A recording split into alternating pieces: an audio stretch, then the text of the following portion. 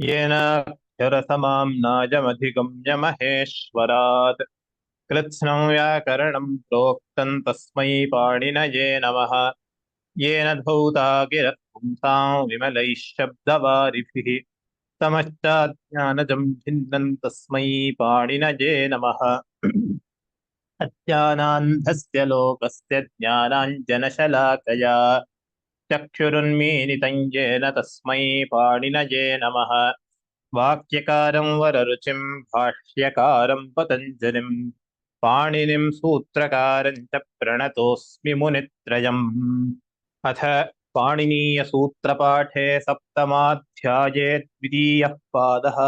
अथ पाणिनीयसूत्रपाठे सप्तमाध्याये द्वितीयः पादः। अथ पाणिनीयसूत्रपाठे सप्तमाध्याये द्वितीयः पादः।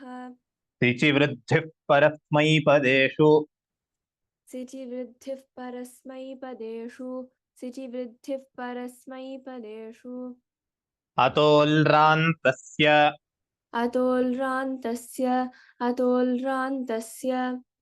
वदप्रजहलन्तस्य वदव्रजहलन्तस्य अचः अचः नेटि नेटि नेटि ह्यन्तक्षणश्वस ह्यन्तक्षणश्वस जागृनिष्व्येदिताम्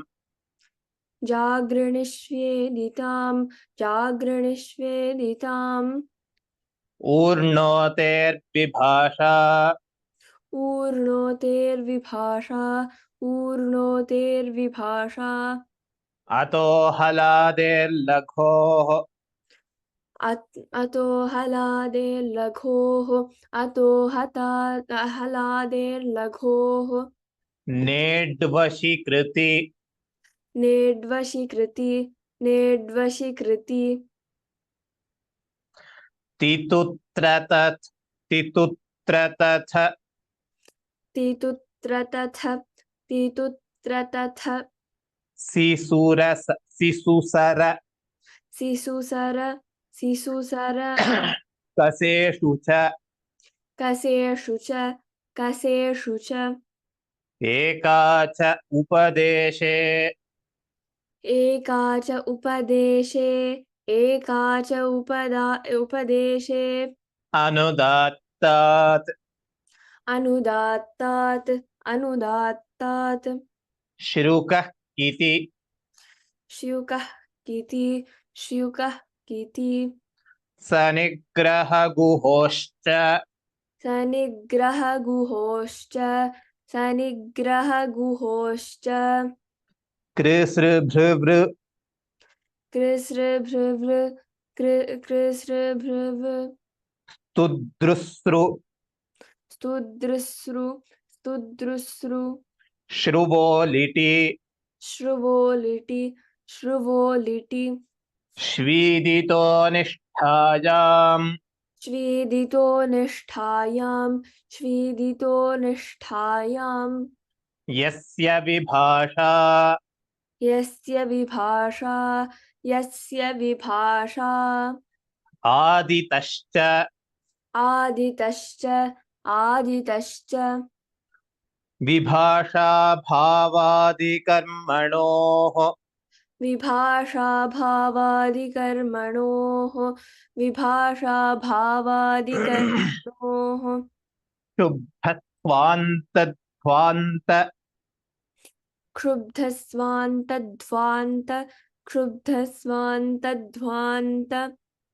लग्नं लिष्टविरिब्ध लग्नं लिष्टविरिब्धफणत लग्नं लिष्टविरिब्धफणत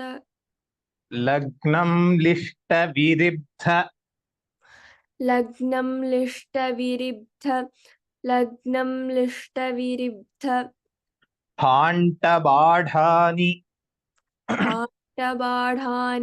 फाण्टबाढानि मन्थमनस्तमःसक्ता विस्पष्ट मन्थमनस्तमसक्ता विस्पष्ट मन्थमनस्तमसक्ता विस्पष्ट स्वरानायासभृशेषु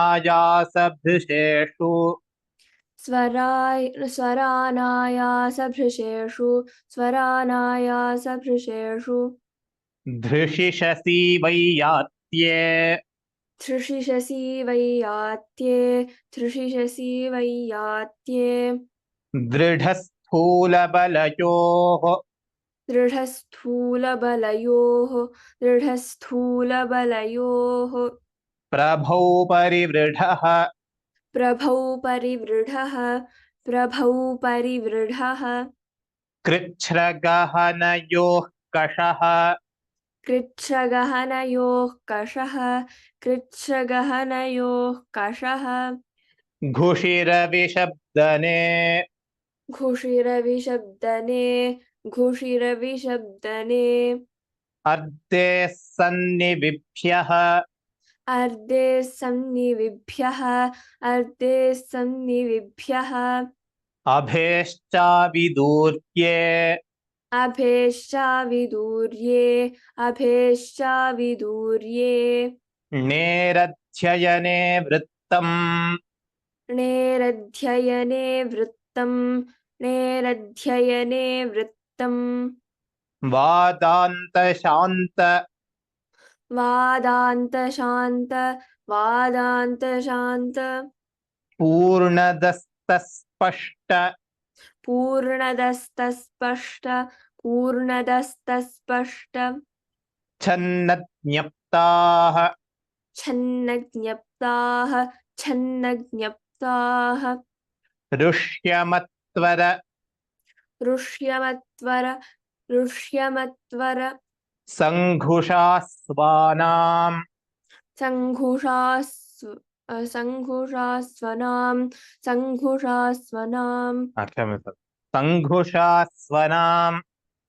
सङ्घुषास्वनाम् सङ्घुषास्वनाम् हृषेर्लोमसु हृषेर्लोमसु अपचिताश्च अपचितश्च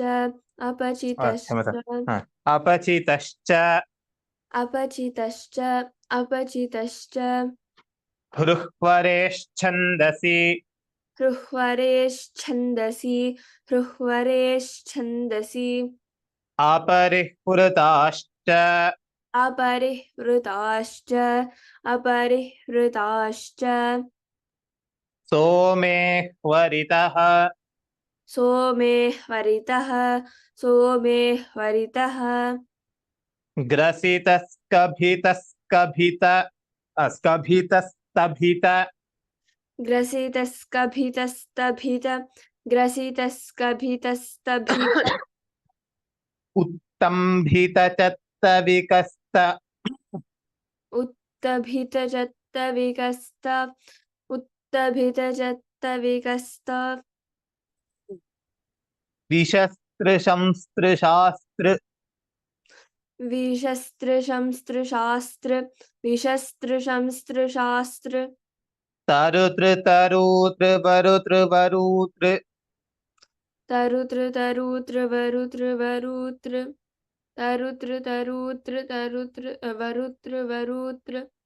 वरुतृ वरुत्रीरुज्ज्वलिति वरुत्रीरुज्ज्वलिति क्षरति क्षमिति क्षरिति क्षमिति वमित्यमतीति च वमित्यमतीति च आर्धधातुकस्येड्वलादेः आर्धधातुकस्येड्वलादेः स्नुक्रमोरनात्मन्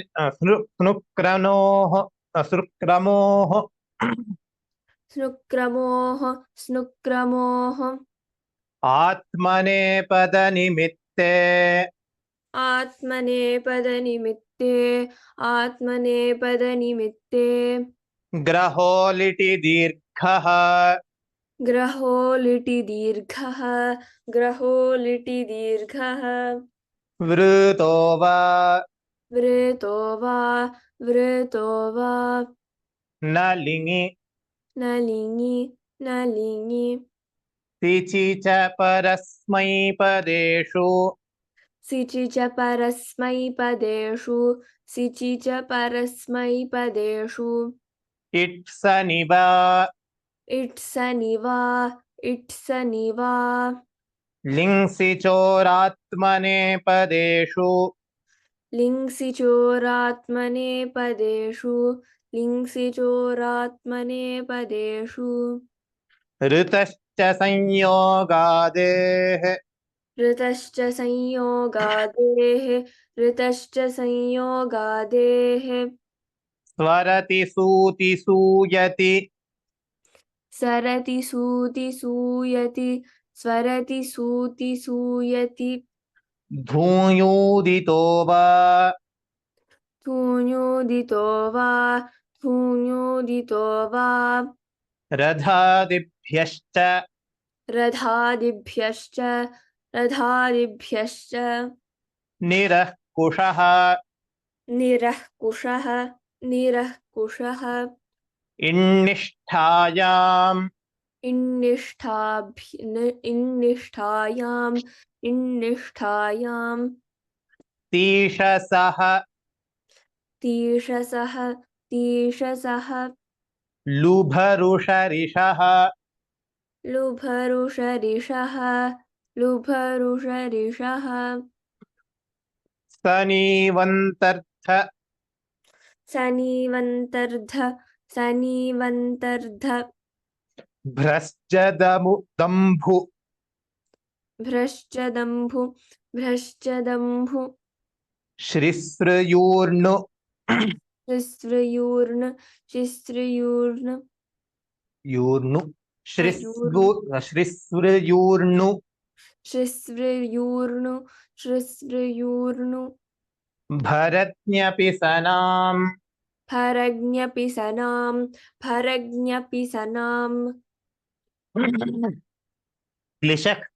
क्लिशक्त्वानिष्ठयोः क्लिशः त्वानिष्ठयोः क्लिशः त्वानिष्ठयोः पूङश्च पूङश्च पूङश्च वसति क्षुधोरिट् वसति क्षुधोरिट् वसति क्षुधोरिट् अञ्चेः पूजायाम् अञ्चेः पूजायाम् अञ्चेः पूजायाम् लुभो विमोहने लुभो विमोहने लुभो विमोहने दृभ्रश्च्योः क्विति क्त्वि दृव्रश्च्योः त्वि दृव्रश्च्योः त्वि उदितो वा उदितो वा उदितो वा तेऽसिचिकृत सेसिचिकृत सेसिचिकृत श्रुतच्छ्रुतत्रुदनृतः धृतच्छृतधृतऋतः धृतच्छृतधृतनृतः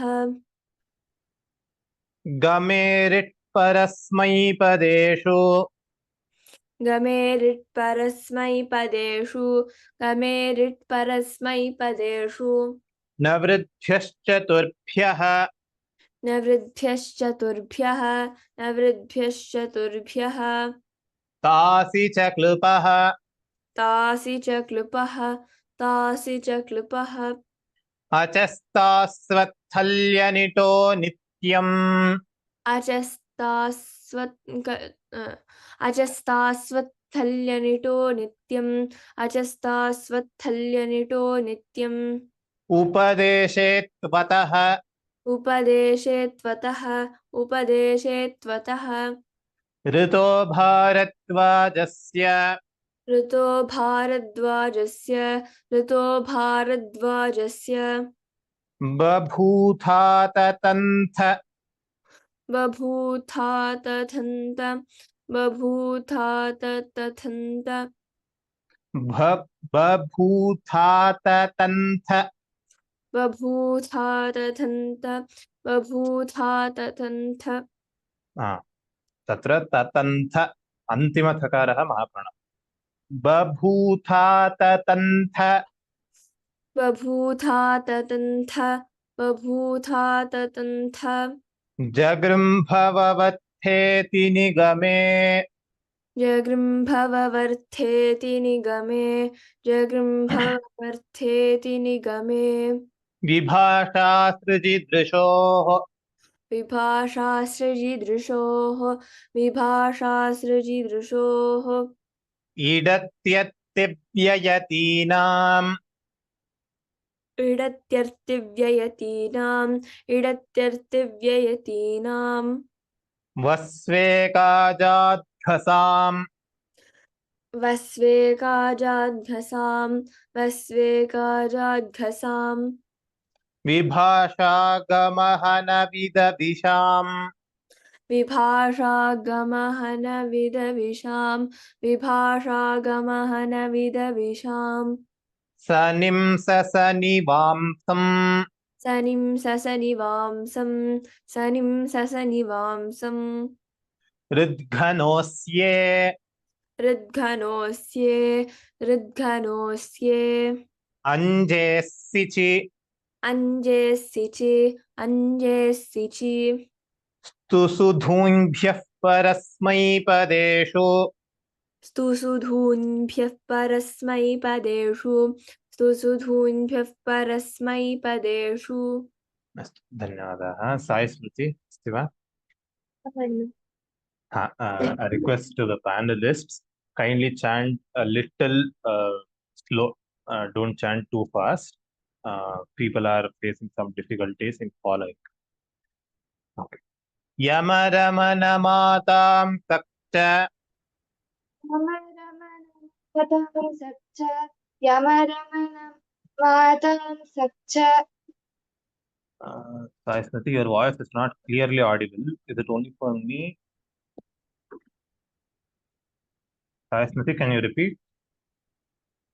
यमरमण मातां सच्च यमरमण मातां सच्च निपूङ्ग्रञ्ज्वशां सनि निपुङ्ग्रज्वसां शनि सनि स्मिपुङ्ग्रञ्जस् रञ्ज्वशां रञ्ज्वशां सनि किरश्च पञ्चभ्यः किरश्च पञ्चभ्यः किरश्च पञ्चभ्यः रुदादिभ्यः सात्वधातुके रुदादिभ्यः सार्वधातुके रुदादिभ्यः सार्वधातुके ईशस्ये ईशस्ये ईशस्ये ईडजनोर्ध्वे च ईडजनूर्ध्वे च ईडजनूर्ध्वे च लिङः सलोपोऽनन्त्यस्य लिङ्गस्य लोपोऽनन्त्यस्य लिङ्गस्य लोपोऽनन्त्यस्य अतो येयः अतो येयः अतो येयः हातोङितः आतोङ्गितः आतोङ्गितः आनेमुक् आनेमुक आनेमुक ईदासः ईदासः ईदासः अष्टन आविभक्तौ अष्टन आविभक्तौ अष्टन आविभक्तौ रायोहलि रायोहलि रायोहलि युष्मदस्मदोः युष्मदस्मदोः युष्मदस्मदहोः युष्मदस्मदोः युष्मदस्मदोः युष्मदस्मदोः अनादेशे अनादेशे अनादेशे द्वितीयायाञ्च द्वितीयायाञ्च द्वितीयायाञ्च प्रथमायाश्च द्विवचने भाषायाम् प्रथमायाश्च द्विवचने भाषायाम् प्रथमायाश्च द्विवचने भाषायाम् योचि योचि योचि शेषे लोपः शेषे लोपः मपर्यन्तस्य मपर्यन्तस्य युवावौ द्विवचने युवावौ द्विवचने यूयवयौजसि यूयवयौजसि त्वाहौसौ त्वाहौसौ तुभ्यमह्यौ ङि तुभ्यमह्यौ ङि तबममौ ङसि तव ममौ ङसि त्वमावेकवचने त्वमावेकवचने प्रत्ययोत्तरपदयोश्च प्रत्ययोत्तरपदयोश्च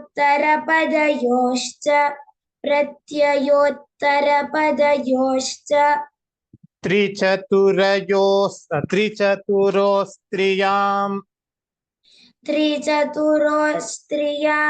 त्रिचतुरोस्त्रियाम् तिसृ तिसृ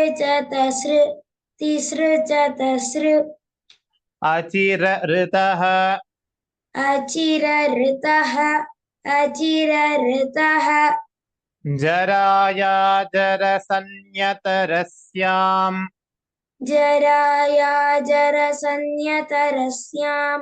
जराया जरसंज्ञतरस्याम् त्यदादीनामः त्यदादीनामः किमः कः किमः कः कुतिहोः कुतिहोः क्वाति क्वाति तदोस्सस्सावनन्त्ययोः तदोसस्सावनन्त्ययोः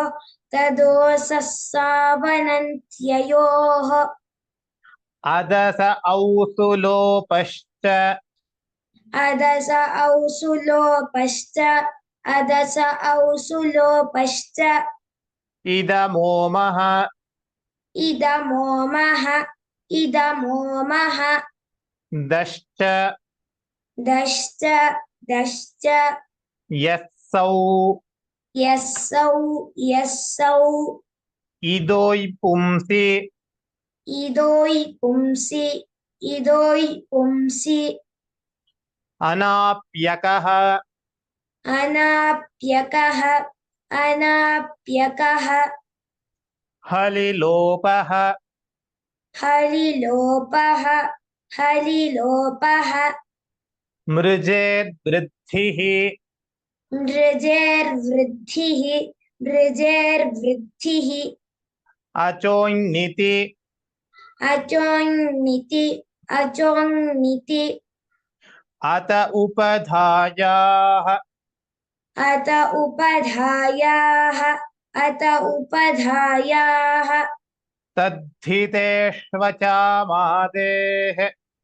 तद्धितेष्वचामादेः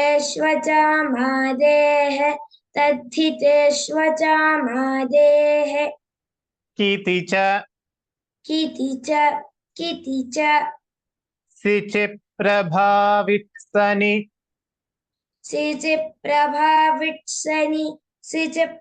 सिचिप्रभावित्सनि अचस्तास्वदातो अचस्तास्वदातो जराया अष्टादश जराया अष्टादश जराया अष्टादश इति पाणिनीयसूत्रपाठे सप्तमाध्याये द्वितीयः पादः इति पाणिनीयसूत्रपाठे सप्तमाध्याये द्वितीयः पादः इति पाणिनीयसूत्रपाठे सप्तमाध्याये द्वितीयः पादः धन्यवादाः सम्यक् उक्तम् Now we will revise 7.1 once and then come back to 7.2.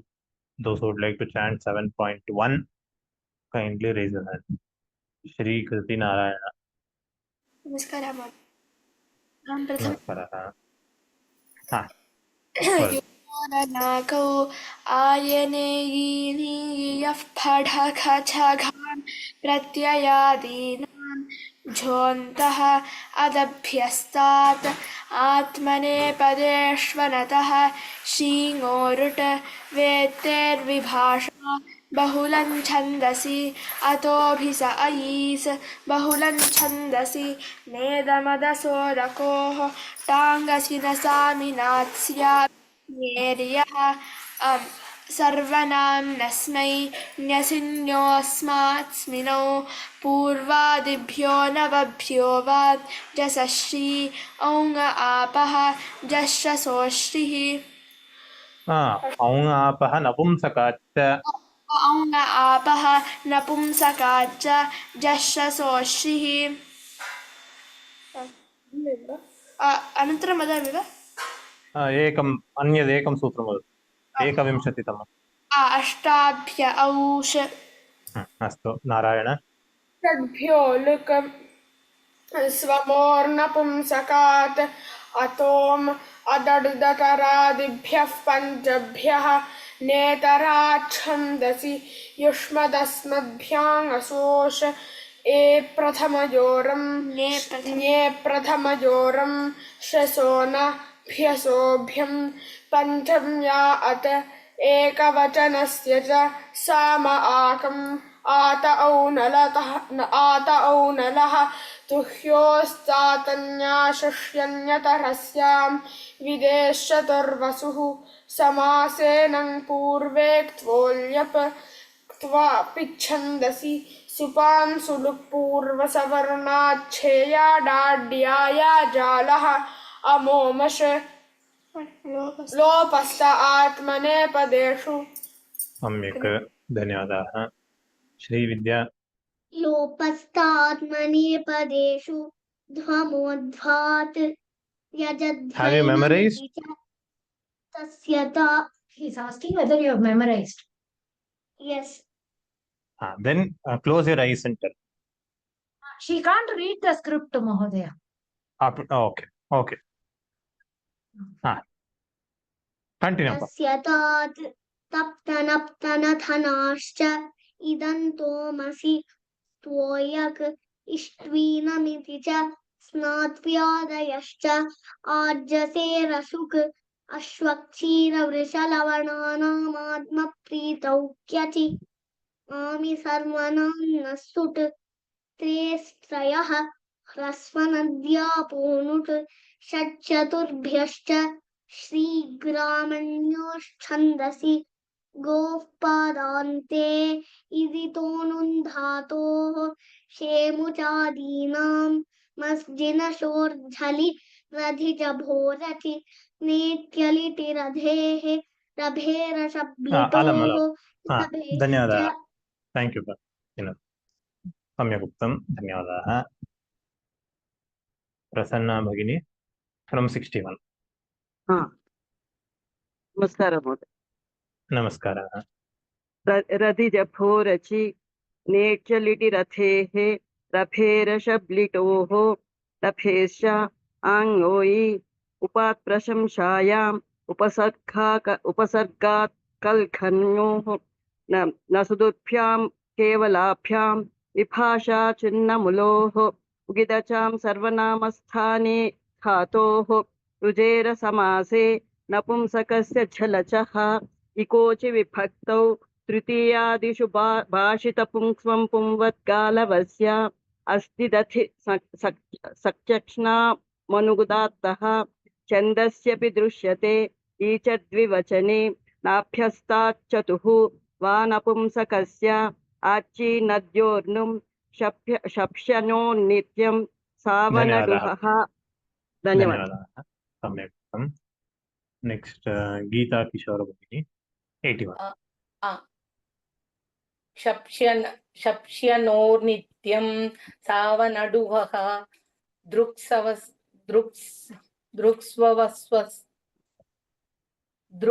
दृक्स्ववस्वतवसां छन्दसि दिव औत् प्रतिमच्युर्भ्युक्षामात् क्षम्यताम् प्रतिमत्रुभुक्षामात् इतो सर्वनामस्थाने थोन्तः भस्यटेर्लोपः पुंसोऽसुं गोतोर्णित् नलुत्तमो वा धन्यवादाः भगिनी धन्यवादाः सम्यक् उक्तं रामकृष्णशास्त्री महोदय गोतोर्णित् नलुत्तमो वा सख्युरसम्बुद्धौ अनंसौ रुदुशनस्फुरुदंसो नेहसाञ्च पृज्वत्क्रोष्टुः स्त्रियाञ्च विभाषा तृतीयादिष्वचि चतुरनडुहोरामुदात्तः अंसम्बुद्धौ रूत इद्धातोः उपधायाश्च उदोष्ट्यपूर्वस्य बहुलञ्छन्दसि युवोरष्टाभ्यो लोपोरधिशप्स्यनोरुपधायास्त्रीणि इति पाणिनीयसूत्रपाठे सप्तमाध्याये प्रथमः पादः सम्यक् उक्तं धन्यवादाः now we will go to the second pada so I will first lower everyone's hand those who would like to chant second pada raise your hand if you have already chanted now we will give chance for others and Bhagini नमस्ते शुचिवृद्धिपर अथ पाणिनीयसूत्रपाठे सप्तमाध्याये द्वितीयः पादः शुचिवृद्धिः परस्मैपदेषु अतोल्रान्तस्य वदव्रजहलन्तस्याचः नेटि म्यन्तक्षणश्वसजागृणीष्वेदिताम् ऊर्णोतेर्विभाषा. Could you scroll up? Thank you. अतोहलादेर्लघोः नेड्वशीकृति तितृत्रतत्सिसुसरकसेषु च एका च उपदेशेनुदात्तात् श्युकः किति सनिग्रहगुहोश्च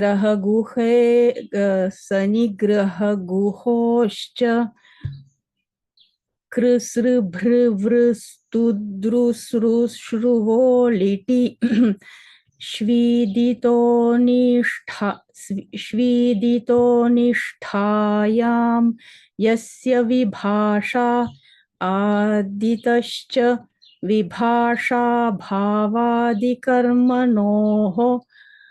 क्षुब्धस्यान्तध्वान्तलग्नं लिष्टविरिब्धफाण्टबाढानि मन्थमनस्तमस्सक्ता विस्पष्टस्वरानायासभृशेषु Bhagini, just a second. Ksubdhastvanta, not syanta. Oh, swan. I said syanta. Okay. Sorry. Ksubdhasvantadvantalagnam lishtaviribdha phantabadhani manthamanastamasakta vispashtasvaranayasabhrisheshu धृषिशसीवैयात्ये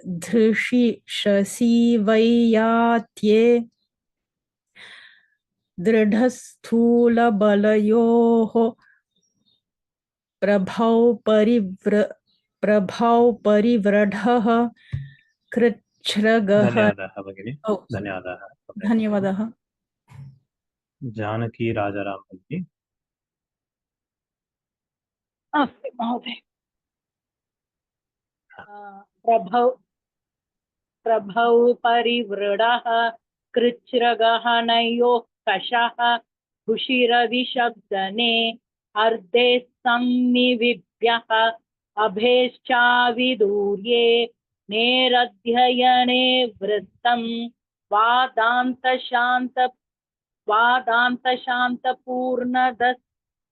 पूर्णदस्तस्पष्टच्छन्नज्ञप्ताः ऋष्यमत्वरसङ्घुषास्वना ऋषेर्लोमसु अपचितश्च रुवरेश्छन्दसि अपरिस्फुरताश्च सोमेह्वरितः ग्रसितस्थभितोत्तभित शक्तविकसाविशस्त्र शास्त्र तरुत्र वरुत्रिरुज्ज्वलितिक्षरिति क्षमिति वमित्यमितीति च आर्धधातुकस्येड्वलादेः नुक्रमोरनात्मने पदनिमित्ते अग्रहोलिति दीर्घः वृतो वा नलिनी तिचि च परस्मैपदेषु इत्सनि वा लिङ् सचोरात्मनेपदेषु ऋतश्च संयोगादेः। महोदय अलम भगिनी, धन्यवादाः। धन्यवादः। गोदा भगिनी 41 तः इत्सनिवा लिङ्सि चोरात्मनेपदेषु ऋतश्च संयोगादेः स्वरति सूति सूयति धूम्योदितो वा रथादिभ्यश्च निरः कुशः इन्निष्ठायां तीषसः लुभरुषरिषः सनीवन्तर्धभ्रश्जदम्भु श्रुस्वृयूर्नु भरज्ञपि सनां क्लिशः त्वानिष्ठयोः पूङश्च वसति क्षुधोरिट् अञ्जेः पूजायां लुभो विमोहने जृह्व्रश्च्योक्त्वी उदितो वा सेसिचि कृतच्छ्रुतच्छ्रुदत्रुदनृतः गमेरिट् परस्मैपदेषु न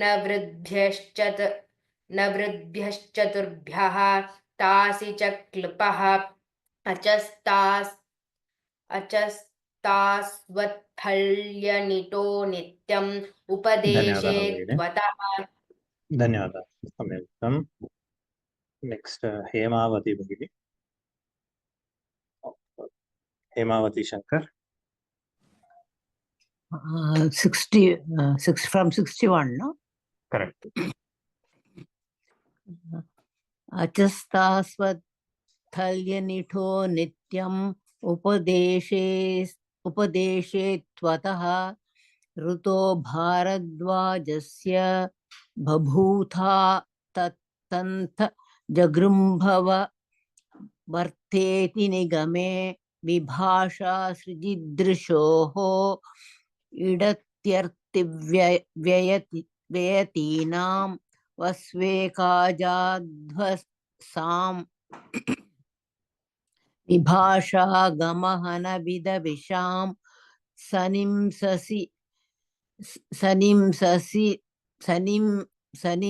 सनिंससनिवांसं रुद्धनोऽस्ये अन्ये सिचि स्तुसु दूम्भ्य परस्मैपदेषु यमरमणमाथांसक्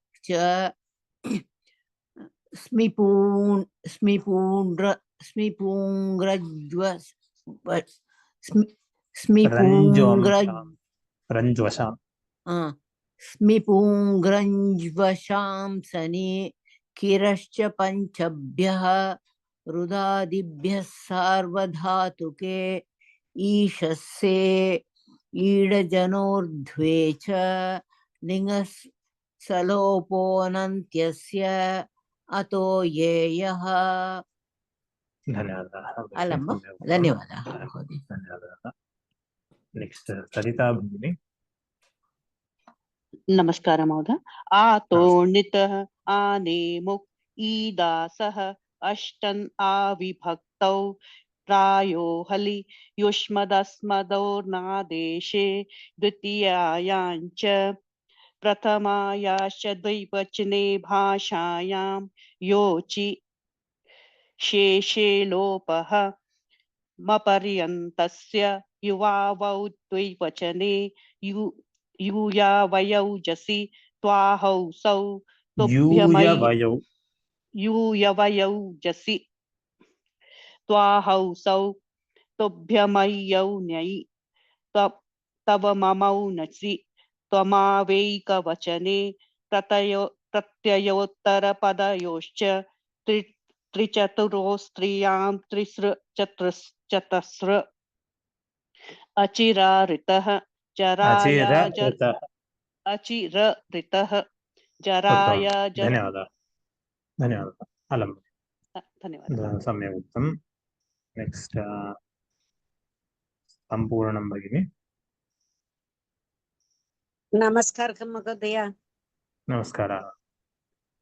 जराया जरसंयतरस्यां द्यदादीनामः किमखः कूतिहोः क्वाति ततो सावनन्त्ययोः अधस्सौ सुलोपश्च इदमो मह तश्च यस्सौ इदोयि पुंसि अनाप्यः हलिलोपः मृजेर्वृद्धिः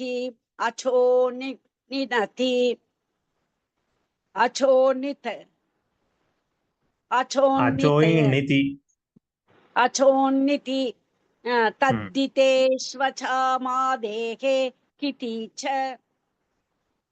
सिचि प्रभौ इत्सनि अचस्तास्वत् आथो जराया अष्टादश इति पाणिनीय सूत्रपाठे सप्तमाध्याये द्वितीयः पादः।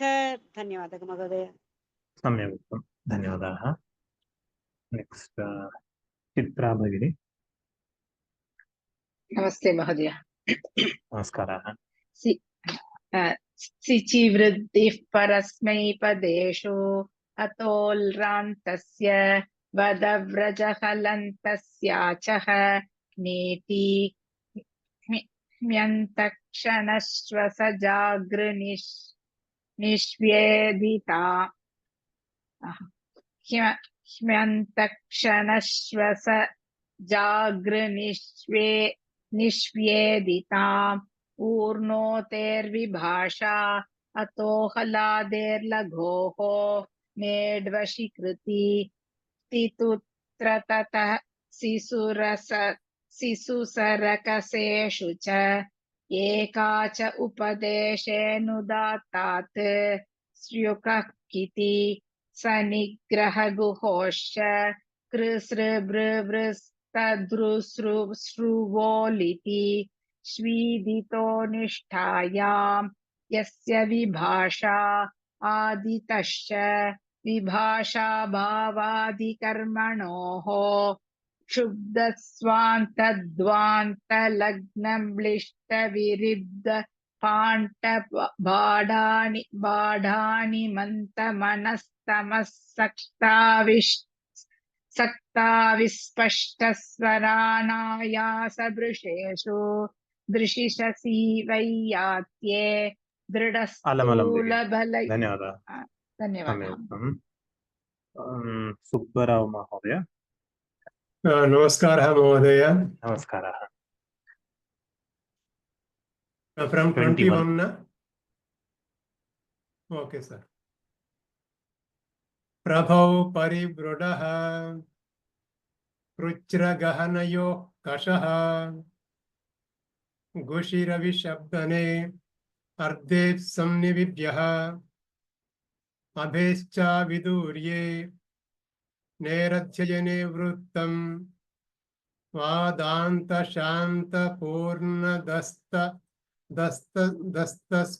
स्पष्टच्छन्न ज्ञप्ताः ऋष्यमत्व रसंगुषास्वनां पृषेर्लोमसु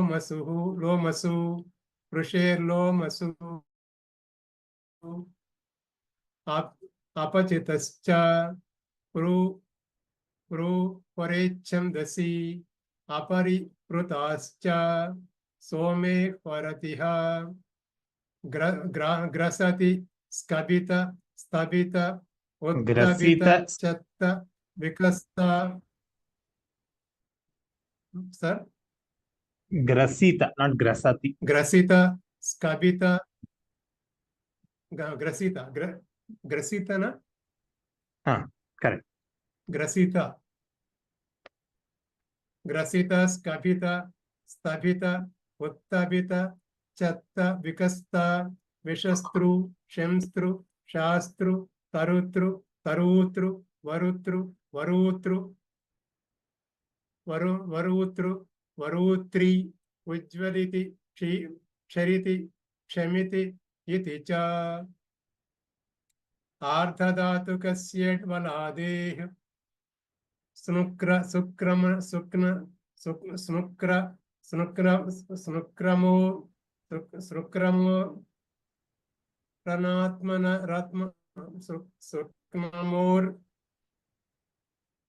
नुक्रमोरनात्मने पदनिमित्ते स्नुक्रमोर्नात्मने पदनिमित्ते स्नुक्रमोर्नात्मने पदनिमित्ते ग्रहे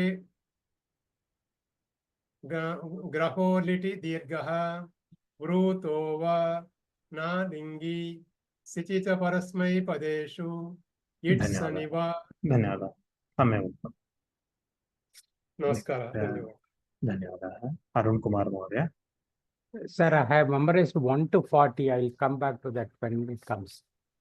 Okay, then I will come to you later. Yes. Or actually, today we will mostly finish with this. Would you like to read from 41? No, sir. I'll continue tomorrow.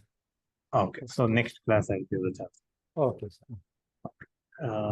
Sita Lakshmi Bagini, you are not audible. Now you are audible. ईटसनिवा लिङ्गिसचोरात्मने पदेषु ऋतश्च संयोगादेः स्वरिति सूति सूयति झुङ्गदितो वा रथादिभ्यश्च निरः कुशः निष्ठायां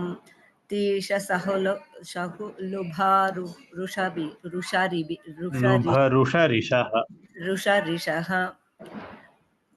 तीशसहुलुभरुषरिषः शनि इवन्त रुध ब्रज दुबुः श्री श्रु स्वृयु ऊर्णभरज्ञापि सनां क्लिशः क्वानिष्ठयोः पुंश्च वसति पुंगश्च वसति धन्यवादः भगिनी धन्यवादः नेक्स्ट मेघराज भगिनी मेघराज सिंह पुंगश्च वसति क्षुधोरिट् अंचे पूजायां लुभो विमोहने ध्रुवश्योः त्वी उदितो वा सेसिचि कृतच्रुतनृतः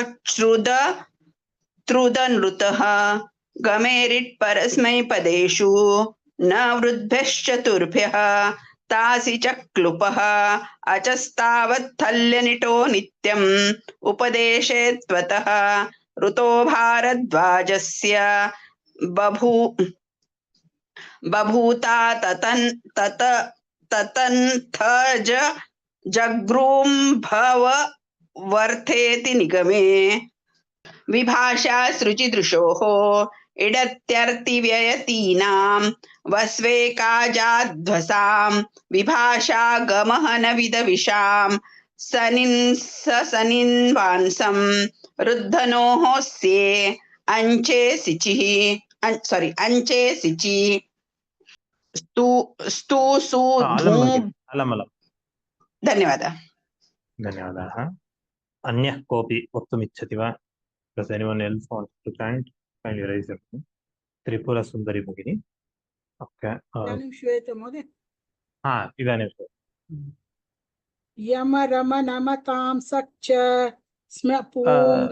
स्म्यपूङ्ग रञ्जवंशां सनि किरश्च पञ्चभ्यः रुदादिभ्यः सर्वधातुके ईशसे ईडजनोर्ध्वे च लिङ्सलोपोऽन्यतस्य अनन्त्यस्य अतो एयः आतोऽङ्गितः आने मुख ईधासः अष्टन आविभक्तौ रायो हलि युष्मदस्मधोरनादेशे द्वितीयायाञ्च प्रथमयाश्च द्विवचने भाषायां योचि शेषे लोपः मपर्यन्तस्य युवावौ द्विवचने युयवयौ झसि सम्यक् उक्तं धन्यवादाः सोनिया भगिनी राम राम युवावौ द्विवचने यूया वयौ जसि त्वाहौसौ तुभ्यामह्यौ नयि तव ममौ ङसि त्वमावेकवचने प्रत्ययोत्तरपदयोश्च त्रिचतुरोस्त्रियांतिसृच्चतसृ अचिरऋतः जराय जरसन्यतरस्यां त्यदादीनामः किमः कः कुति होः क्वाति तदोस्सावनन्तयोः अदस औसुलोपश्च धन्यवादाः भगिनी धन्यवादाः सम्यक् उक्तं श्यामला भगिनी इदमोमः दश्च यस्सौ इदोऽयं पुंसि अनाप्यकः हलिलोपः मृजे वृद्धिः अचो निधि अत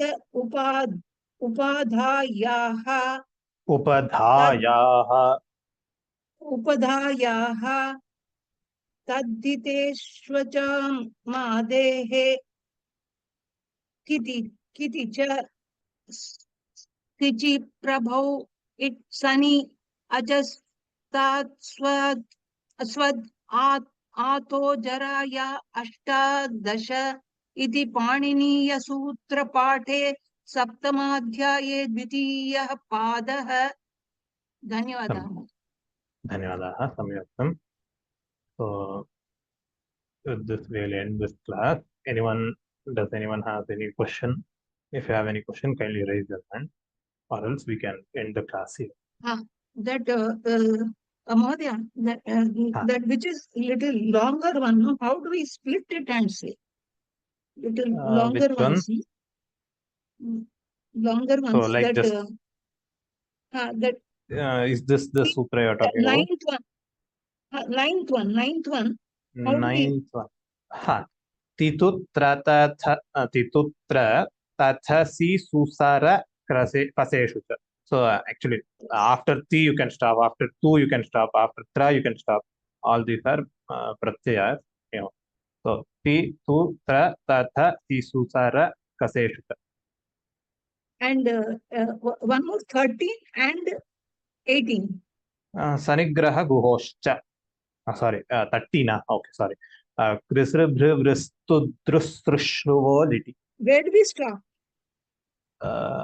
That is after kri you can take a pause. Kri sri bhri vri stu dru sru shruvo. Those are the points. Then liti, correct. And 18. 18. Here also, here you already have the hyphenations here. Shubdha, swanta, dhvanta, lagna, mrishta, viripta. Like this you can go on. This is only for practice, but later you need to I know, but together. just to get the hang of it. Like. Correct, correct. Dhanyadaha. Dhanyadaha. Wait, I will first lower everyone's hands. Now, if you have any question, kindly raise it. Arun Kumar Mahodaya. Yes, just to adding a point to her question. If we listen to that audio in the Ashtadhyayi.com, there they have made some split for all long sutras. I think that would be useful for her. Correct. Actually, along with that, in here you only have the Parayana. If you take the Ashtadhyayi audio product itself, there you have the Anucharanam. In Anucharanam, they are split. So that would be more helpful. Thank you for reminding Mahodaya. Dhanyadaha. Okay, I think we don't have any other questions. We will end today's session with this. Sarvebhya dhanyavadaha. Yenaksharathamamnajam adhigamya maheshwarat pratham vyakaranam proktam tasmai paninaje namaha. Lokastamasta sukhino bhavantu. Ram Ram Ram. Agrima kakshayam melishyam. Namaskaram. Dhanyavada. Dhanyavadaha. Dhanyavada. Dhanyavada.